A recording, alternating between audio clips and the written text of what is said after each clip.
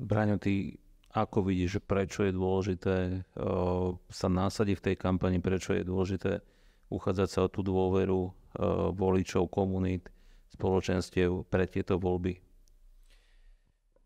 Jednoducho preto, že nastávajúci parlament a jeho ideologické zloženie naozaj potrebuje silný hlas konzervatívnych kresťanských hodnôt, ktoré budú artikulované pevnou skupinou ľudí. A mňa tých posledných 10 rokov v slovenskej politike a aj z pohľadu Európskeho parlamentu na tú slovenskú politiku poučilo o tom, že len skupina jednotlivcov, viacerých kresťanských jednotlivcov nemá tú výpovednú silu.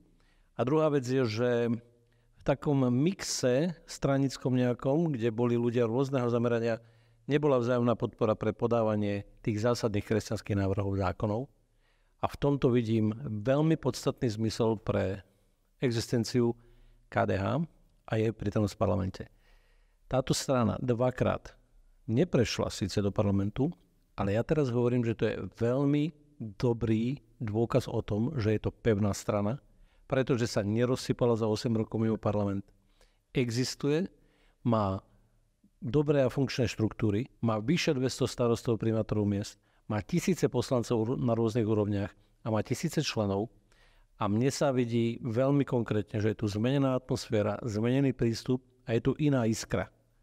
A ja skutočne chcem pozvať ľudí, aby tomuto dali nielen dúfanlivosť, že by to prešlo, naopak, aby tomu dali silnú podporu, aby sa mnohí tí, ktorí hovoria zle o tej minulosti a premýšľajú, aké to bolo negatívne a ako mi padol hlas, tak aby teraz nielen dali svoj hlas, ale získali ďalšie hlasy, aby veľmi podnetným spôsobom, podporným spôsobom dali KDH dôveru, aby mohlo mať výrazný vplyv na slovenskú politiku.